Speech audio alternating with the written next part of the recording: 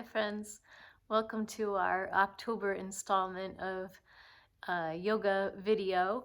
This video is being sponsored by someone who comes into the studio for a private, and then we have a video made especially for her. So if you're interested, be in touch, let me know.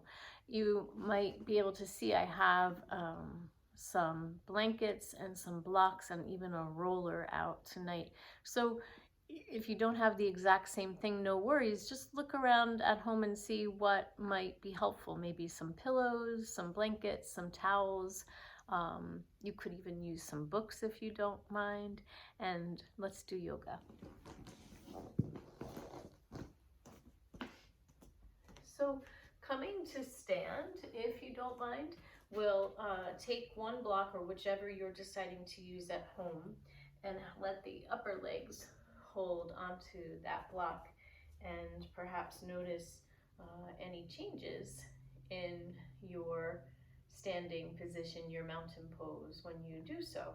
And of course you could do this from a chair if you prefer, or even in your bed, resting. Maybe the toes will pick up and spread wide.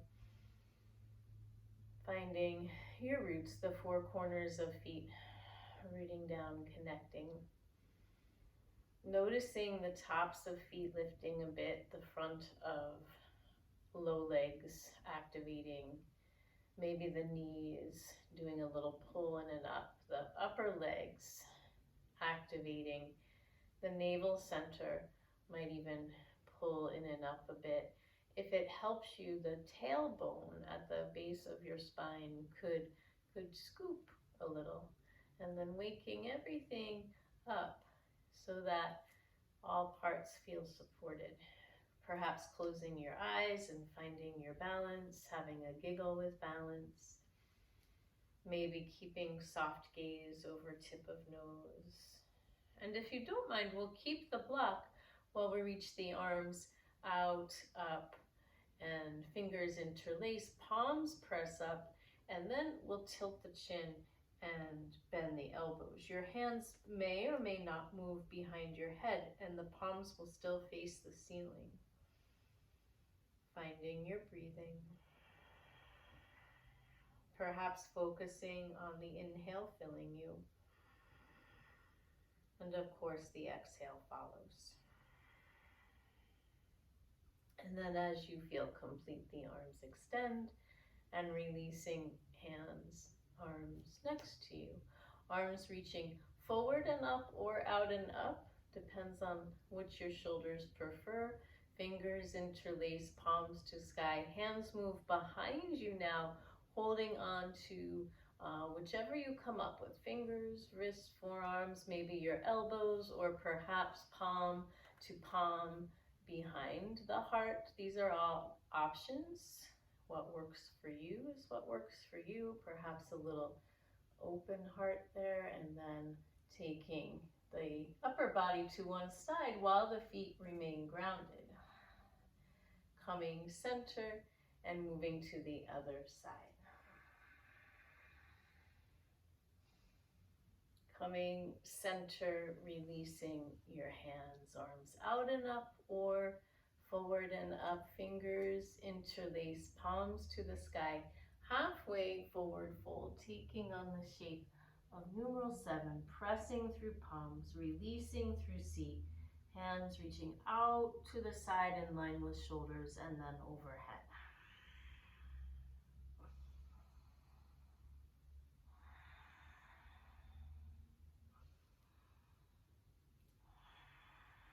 And after your few swims, your fingers interlace, palms press, we lift and lengthen and return to center.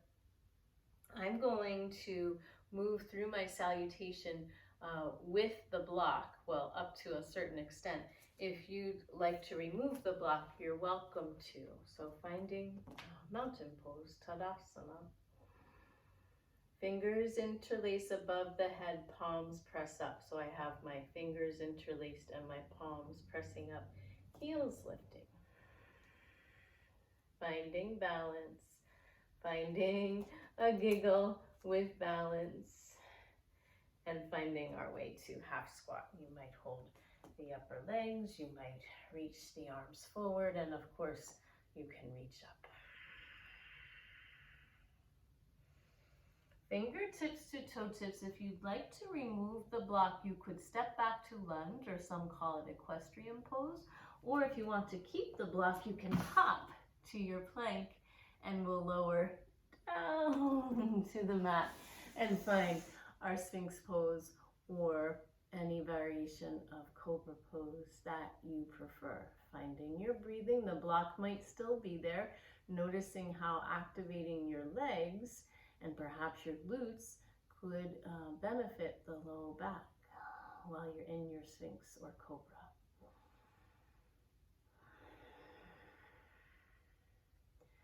And then taking it back to child's pose, puppy dog, down dog. I'm going to grab a couple of blocks just for the next part, and then I'll move into the child's pose, actually a few. And of course, if you'd like, the block could come under your head, just above your eyebrows, perhaps giving your marma points, pressure points, some attention. And you know, in child's pose, your knees could come together or move apart. In puppy dog, your seat could come up, especially if that relieves some pressure.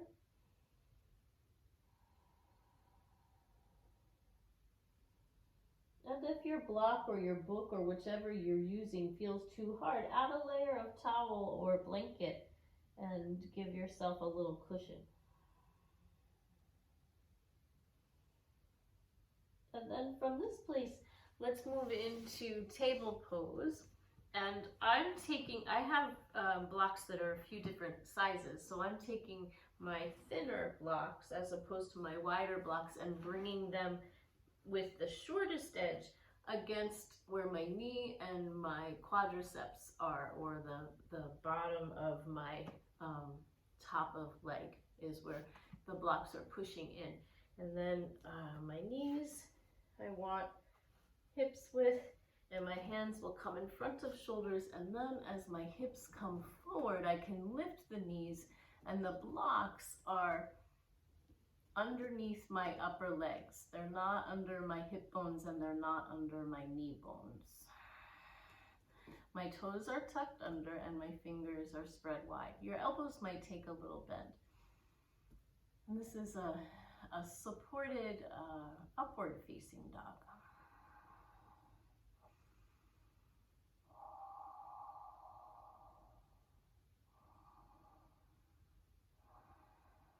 Releasing the knees, taking it back. Maybe this time you'll do something different compared to last time. This time I'll take a puppy dog with my seat up and my head down.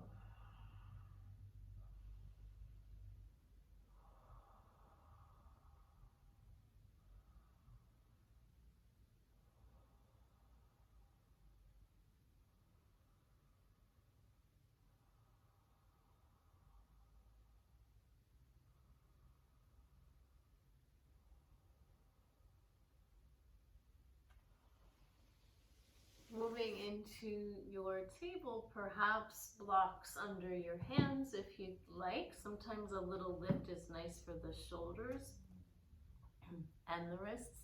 And finding your downward facing dog, walking it out, as we like to say. You could bend one knee and then the other. You could lift one heel and then the other.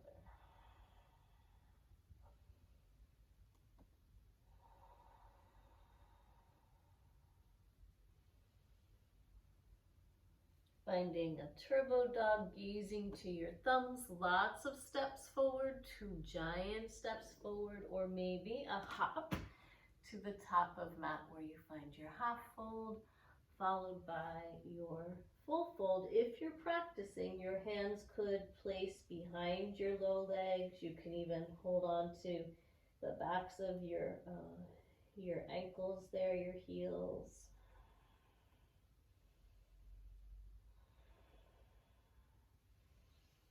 And before you come up, if you don't mind, let's lift the head and heart a bit and bring the feet a little wider. So you can improvise all of this from a chair if you like. And even if you were supine resting on your bed, you could figure a way to do something different with your hands and your legs and your arms and your feet, right? So bending the knees, hinging at the hips, releasing your head and neck, and perhaps making friends with gravity for a moment or two or three.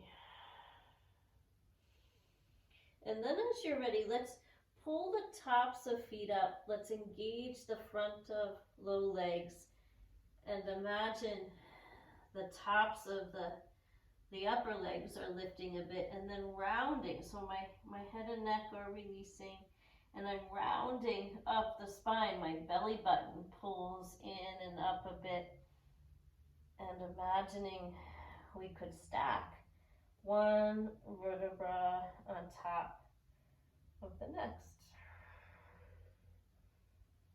until you make your way all the way up,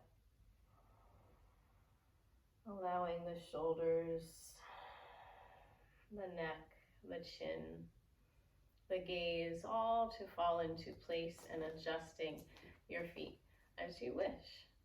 I'm going to add one of the blocks again to take the blocks through sun salutations, Surya Namaskar, mountain pose, Tadasana, classical mountain. The heels could lift with the arms, or the arms can go up first and the heels up second. Gazing to a place softly that doesn't move to help you find your balance. Chair pose, Ardha Utkatasana.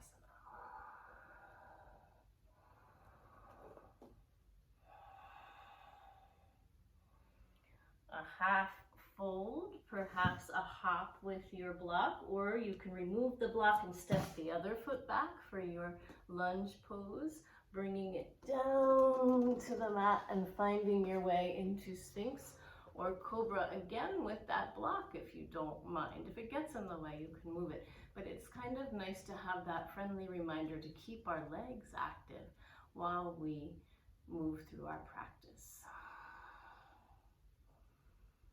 And then you can bend through the knees or roll over the toes and see how it is to keep the block with the puppy dog if that works for you, or the down dog.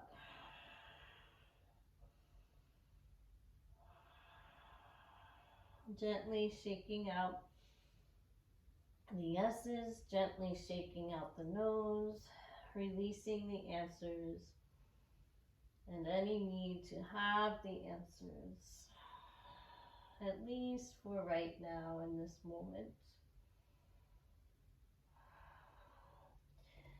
And then bringing the knees down if you haven't already. Let's remove the block and see about setting up. I'm going to place my wider, thicker blocks on the bottom in case you have a variety of sizes and shapes, and then the thinner blocks on top.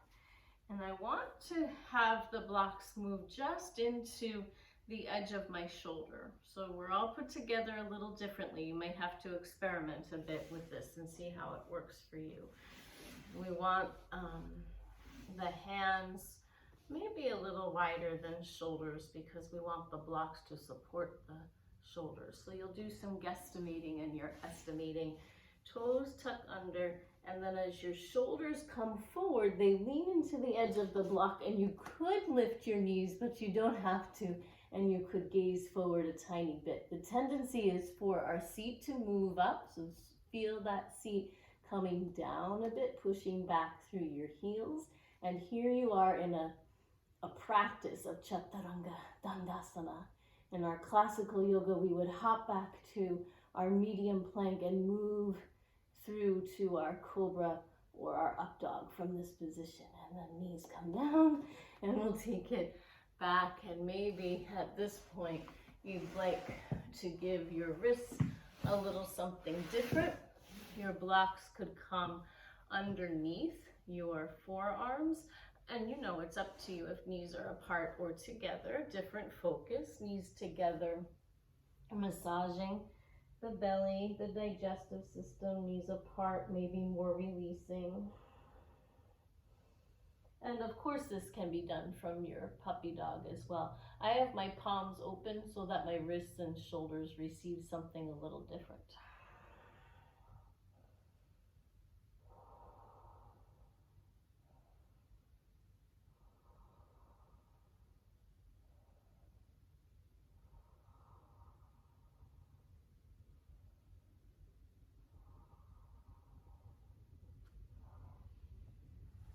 And then moving to your table pose. If you were in child's pose, you might take the puppy dog. If you were in puppy dog, you might take the down dog.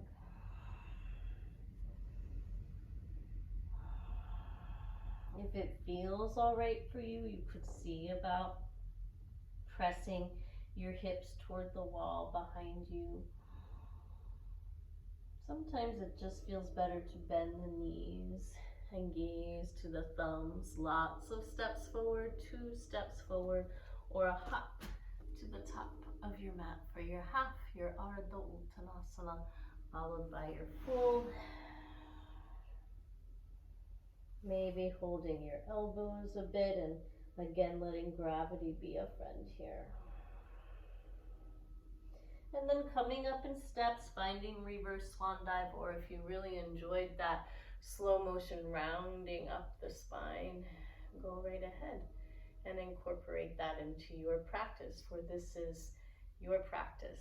I'm here to offer suggestions and options and choices, and you're here to play with those and see what works for you. Without the block this time, Tadasana, mountain pose. Half squat, chair pose. Inviting Ujjayi breath, the ocean breath, the victory breath, the sound of the serpent, perhaps your power arms.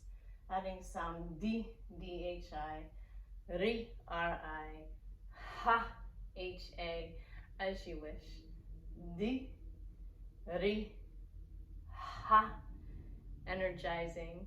D, Ri, Ha, strengthening. D, Ri, Ha, coming center. Maybe find your hips for a moment. You could also do this near a wall or a piece of furniture that's not going to move on you. And we'll bring one foot up so the ankle can come just above your knee. So you're in a 1.5-legged half squat. And then bringing hands to heart center, holding hips or holding ankle and knee.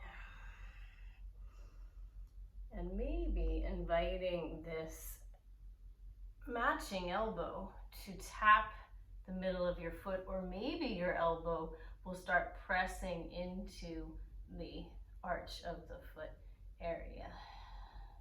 Gazing to something that doesn't move, finding your breathing.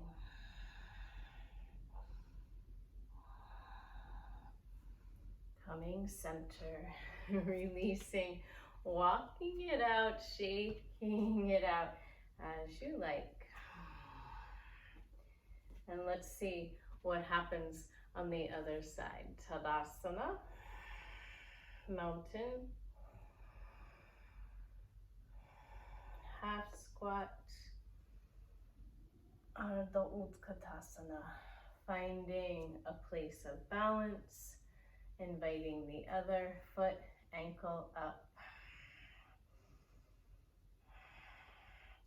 inviting the elbow to tap just your foot somewhere, or maybe the elbow starts to move toward the middle of your foot. And if you have a candle lit like me, please proceed wisely.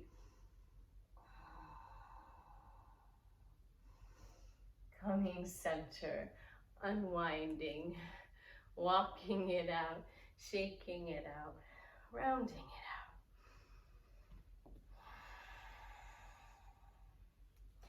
So let's see what happens now If we set our blocks up on either side of the front or the top of your mat, you might want blocks on the sticky mat so they don't go sliding away from you. You'll see what kind of surface you're sitting or standing on.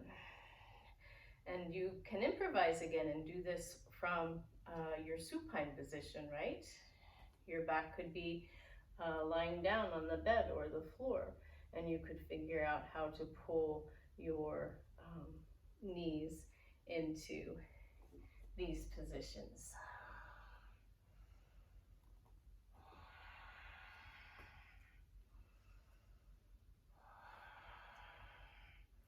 Ekapada Ardha Utkatasana. And this time maybe your bottom hand will reach for the blocks, and if it feels too tall, you can change how they're stacked, and the top hand could find a place to extend as well.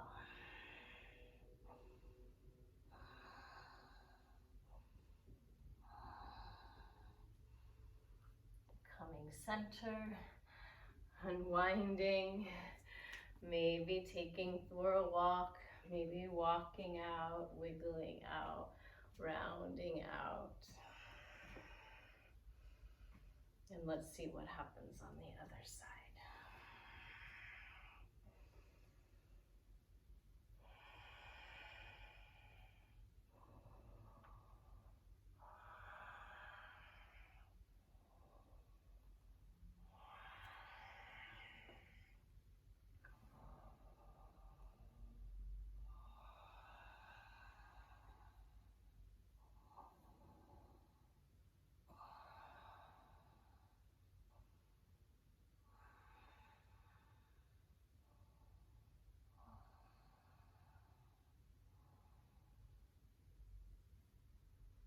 Unwinding,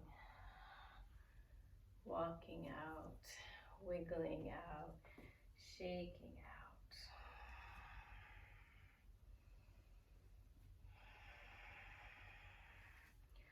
Surya Namaskar, the whole thing now, moving through your salutation.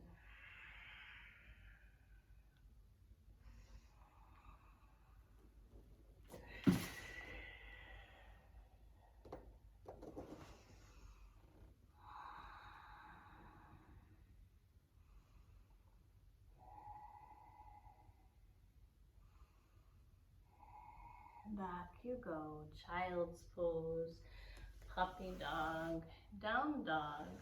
If your shoulders are asking for something a little different, blocks or not, up to you. You could bend the elbows in front of you, bring the palms together, and bring the hands behind your head.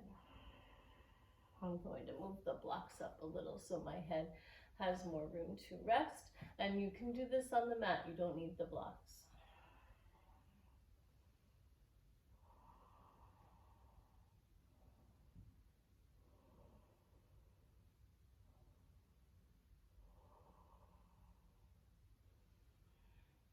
Coming up to your seat as you're ready, we'll bring the legs out in front of us. You may want to take a moment in your Dandasana. You can shake them out, wiggle them out.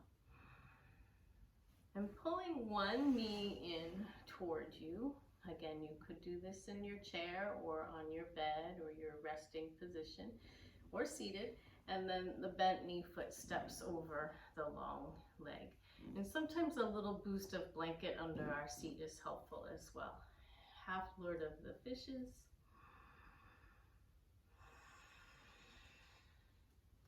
A variation of Matsyendrasana or Marichyasana, depending on the school of thought. Your backhand may settle into the palm. Sometimes it's just my fingertips that like to settle down. Your front arm could hug the knee in front. Keeping my feet active tends to help me in this position, so I'm flexing and pressing a bit. Your front elbow could move behind your knee if you'd like. And of course your top hand could move underneath the knee and you could bind, but you don't have to. These are all options. Sometimes the hug feels just fine. Gazing to the side, or maybe you'll start gazing behind you.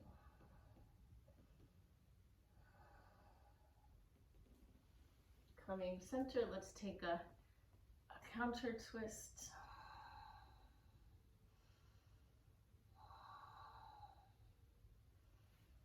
Coming center, and we'll switch sides. Other leg extends, other knee bends, stepping over.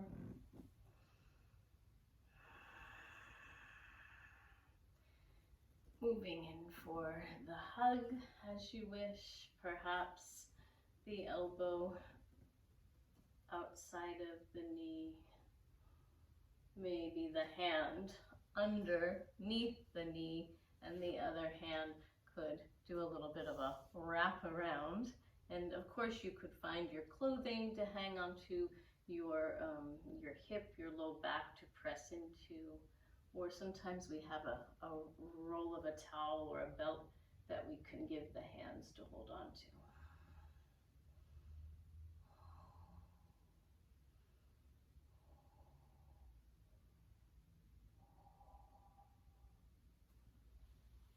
Coming center and the counter twist.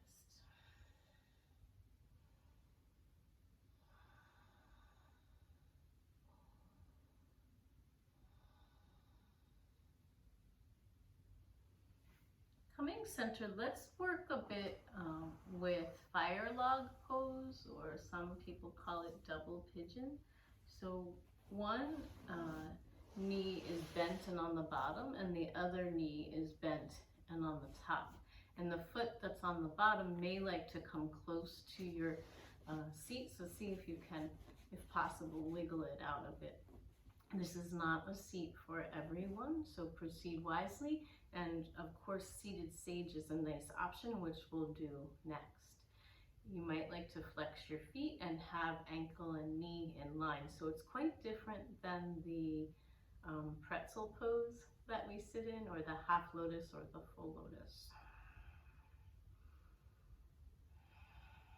You might like to extend a bit and welcome some space as well as you release forward, or not. It might feel better to stay upright.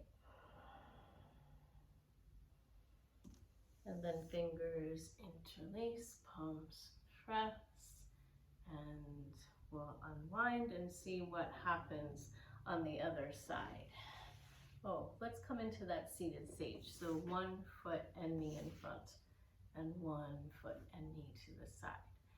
Again, a little boost underneath your seat might be helpful, or you could find your hips and do a little lifting and lowering, and that might be helpful as well. Adding a layer of blanket under anything that's uncomfortable could be helpful.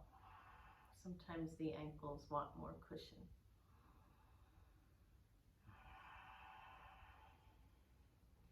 And then settling in the middle, finding some space and moving toward the knee that has the foot in front, and bowing over, where you could prop with your blocks again.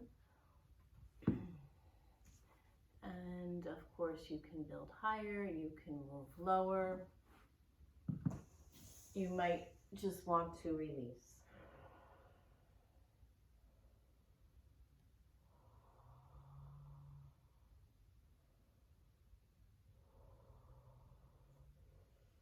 As you lift your head and heart, let's claw the fingertips and start walking a bit side to side.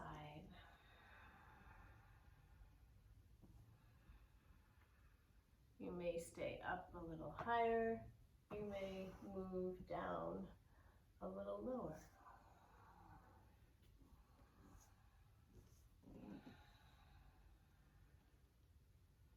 And next time you move back toward the side you bowed, this hand on the side can settle, and maybe you'd like to lift your hips and your arms. Sometimes we just want to lift the arm.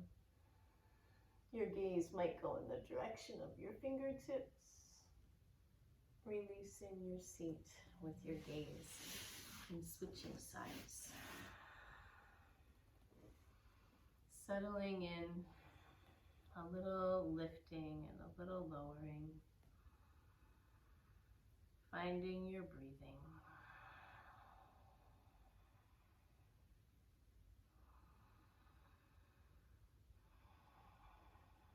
Finding extension. And moving toward the knee that has the foot in front, where you might stack your props and give yourself a boost, or you may want to release.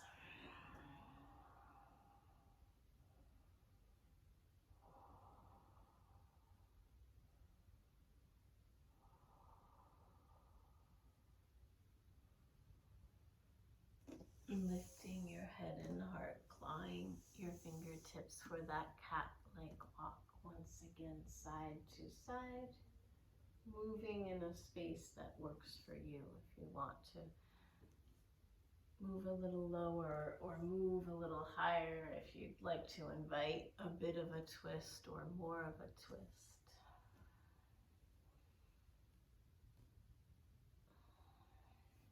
And next time you move to the side with your foot in front, we'll keep that hand down. Maybe you're just lifting the arm, maybe you're lifting the hip and the arm, the hips and the arm. Releasing, coming center. You may or may not want a block or 2 or 3 under your seat. Actually, I'm going to take a moment and bring my blocks closer to the top of the mat, where I'll use them in a standing position one more time, and then we'll come on down to the mat for more of a restorative position. So I'm going to boost up on one block. You could do 2 if you like. And crossing the ankles, arms long, hands together, giving yourself a mighty push and coming up to stand. And actually, while we're here, let's take a crescent moon, or some like to call it a banana asana. So one foot over the other and one hand giving, can you see that up there? The top wrist, a little nudge. You don't have to bend this much. I just want you to see my wrist. And then switching sides, and you can do this from your supine position as well. Ooh, balance is tricky on that side. Let's give it a try again.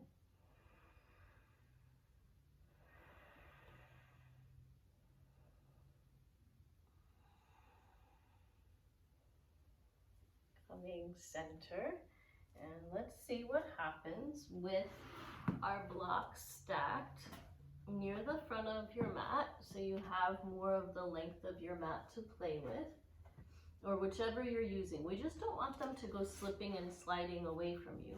So see what works here. And then we'll play with that chair pose again.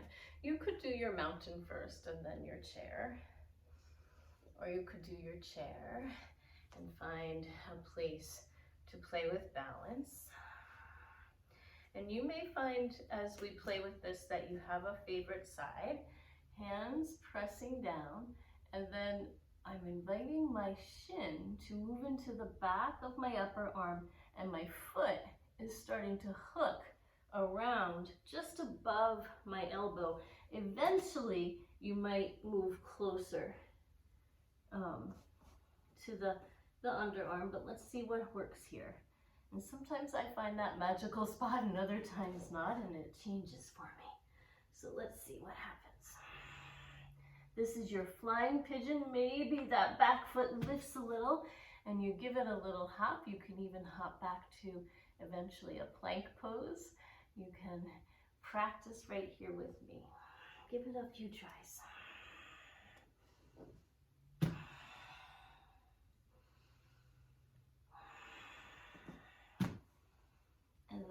unwind that, and before we go to the other side, let's bring the feet wide and stack the blocks in a way that you can release your head and neck and forearms.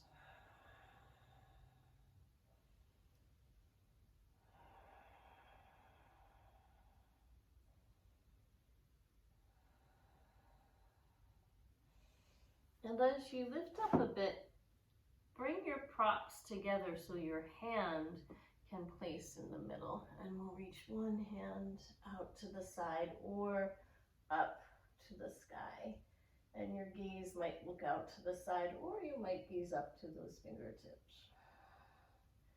And then we'll switch sides, other hand down, other arm up.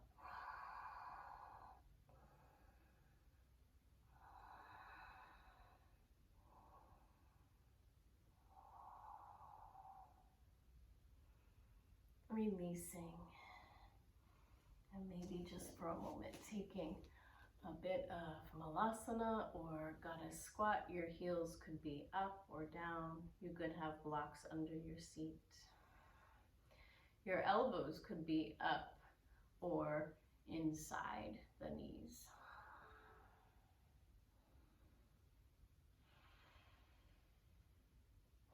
And then setting the blocks up again to be about shoulders width if you like. And let's see what happens on the other side. Finding your chair pose, finding your feet and your knees, lifting the other foot up. Your half squat with 1.5 legs. Finding your breathing. And inviting your low leg to the backs of your upper arms. My foot is hooking around the side of my arm. And I'm starting to play with the idea of leaning forward and lifting that back foot. And it's a practice for sure.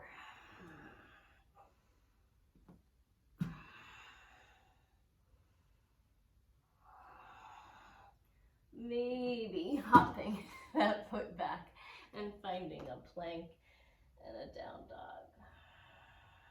And then let's take it down and find a child's pose or a puppy dog as you wish.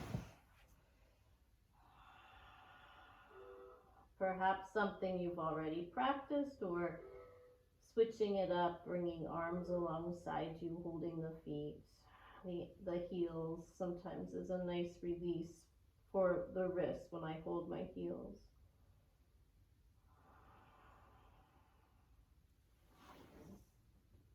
And then coming on up, let's set up our props for more of a restorative posture.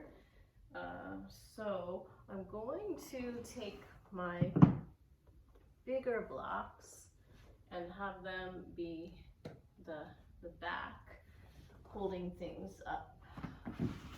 So maybe you have your bigger books, or maybe you found something around the house that works for you that could be kind of a backstop. And then I have this nice cork roll, and cork is antimicrobial, so it's kind of nice and it's sustainable. The cork though is hard, so you might like to add a blanket. And then you could have an extra blanket on hand, because sometimes we like an extra roll under our neck or our head, and other times we like an extra roll under our low back. And of course you might like to layer yourself and cover up too. And then if you have some extra props, you could create your arm rest. So have things within reach. And let's release the back a little bit before we move into this restorative pose, where then if you'd like, I'll offer a guided meditation. This one is an autogenic meditation. And if you'd like more information about it, you're welcome to reach out to me, and I'll offer that. So You make sure you have safe space behind you so we can release the back. Maybe that extra blanket will come, oh, I need a little more space, between the knees and the heels. That can be a nice place to add a little cushion. And then bringing the arms out to the sides in line with the shoulders if that feels all right for you, and bringing the knees and the feet to one side. Your gaze might be up to the ceiling, or sometimes we like to gaze away from the knees. See what feels right for you this evening.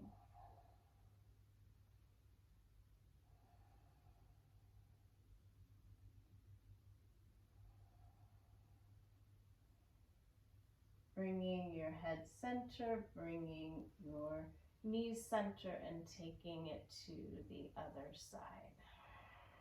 Gazing up or gazing away.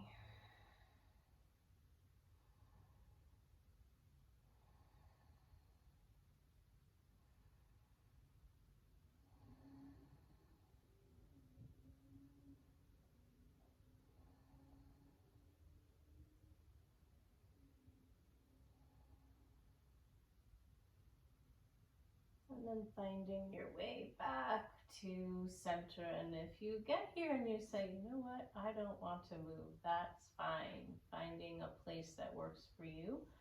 We have these wonderful props set up, so maybe you'll give it a try. You might also like to have a roll under your knees, so have what you need nearby. And then I have my low back scooching back to the bottom of my roll and my blanket. And, oh, that's a pretty good length actually for my head and my neck this evening. Remembering your blocks have 1, 2, 3 different levels, and giving your arms a place to rest, or sometimes we just want them close by. And of course, covering yourself up if you like. As we grow still, sometimes the temperature changes. So finding your spot that works for you. I'm going to mosey on over to my book to offer you this meditation that's been researched by the Department of Veterans Affairs, and has been found to do well with decreasing the frequency of symptoms for migraines. And so it's really quite interesting. It's called autogenic meditation, and the invitation is to allow your body to be comfortable and at ease, sitting or lying down, you choose. Allowing the eyes to be open or closed as we begin to notice and feel sensations in the body. Set 1, heavy. My right arm is heavy. My left arm is heavy. Both of my arms are heavy. My right leg is heavy. My left leg is heavy. Both of my legs are heavy. Set 2, warmth. My right arm is warm. My left arm is warm. Both of my arms are warm. My right leg is warm. My left leg is warm. Both of my legs are warm. My arms and my legs are warm. Set 3, calm heart. My arms are heavy and warm. My legs are heavy and warm. My arms and legs are heavy and warm. I feel calm. My heart feels warm and pleasant. My heartbeat is calm and regular. Set 4, breathing. My arms are heavy and warm. My legs are heavy and warm. My arms and legs are heavy and warm. I feel calm. My heartbeat is calm and regular. My breathing breathes me. Set 5, stomach. My arms are heavy and warm. My legs are heavy and warm. My arms and legs are heavy and warm.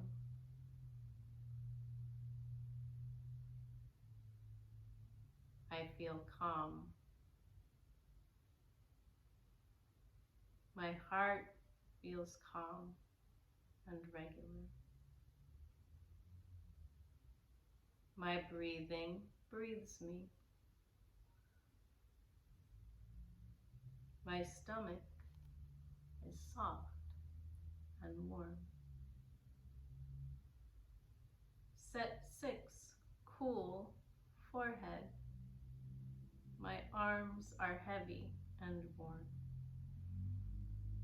My legs are heavy and warm. My arms and legs are heavy and warm. I feel calm. My heartbeat is calm and regular.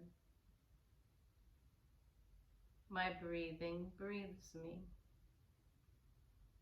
My stomach is soft and warm. My forehead is cool.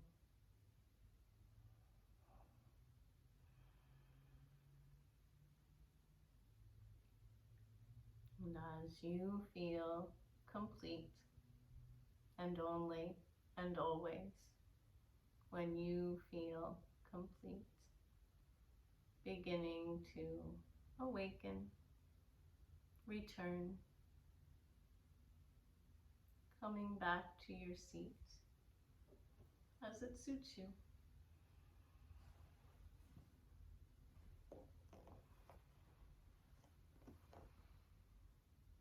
Perhaps a bit of Kapalabhati breath, where the belly muscles pull back toward the spine. That's a snapping motion. If that feels not right for you, see about breath of fire instead. It's softer. It is faster, but it's softer. Kapalabhati is sharper and it's slower. Finding your inhale followed by your exhale. Finding your inhale again. And beginning.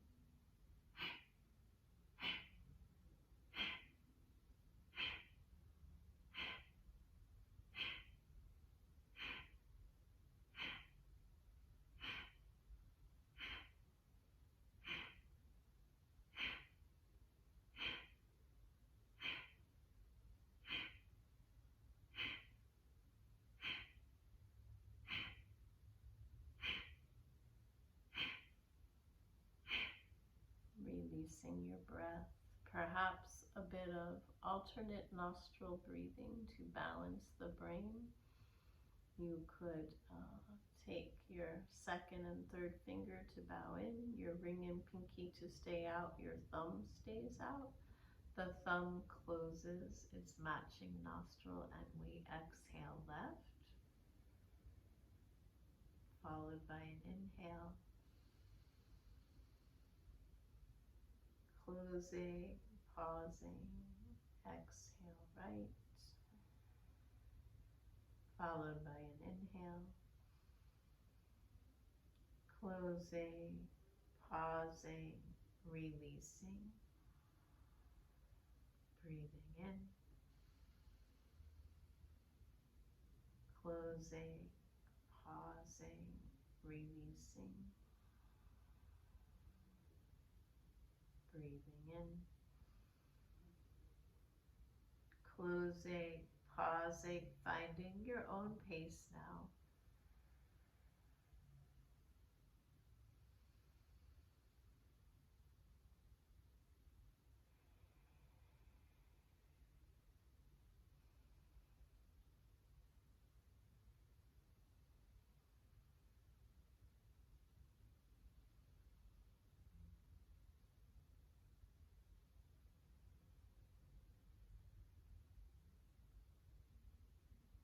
And next time you exhale right, perhaps you'd like to take Chinmaya Mudra and bring your fingertips to meet the middle of your palm, your thumb stay out, and then your index fingertip and your thumb come together while the other fingers stay in, and you can hold this wherever it feels good and right for you. Chinmaya Mudra is for instilling a sense of inner safety.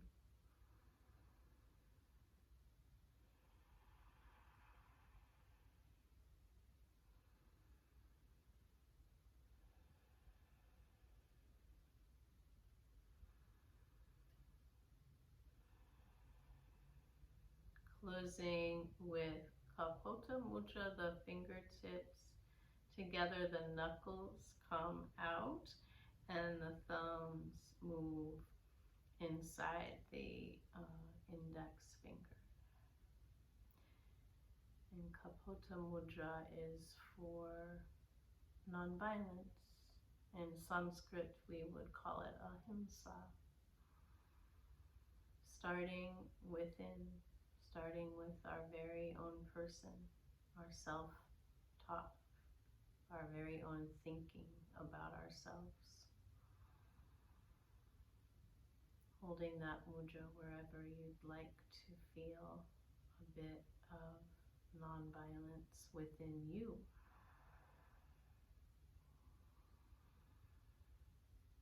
Om Aim Hrim Shrim Klim, the seed sounds of the goddesses to encourage wisdom, to grant blessings, to add a dose of abundance, and to encourage imagination and change together.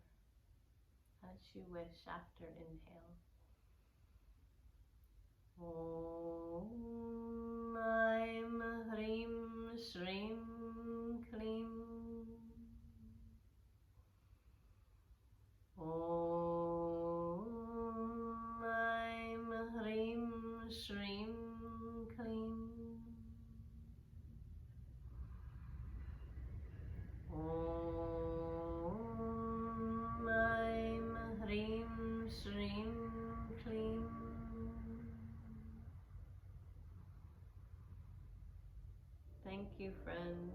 sharing your practice with me.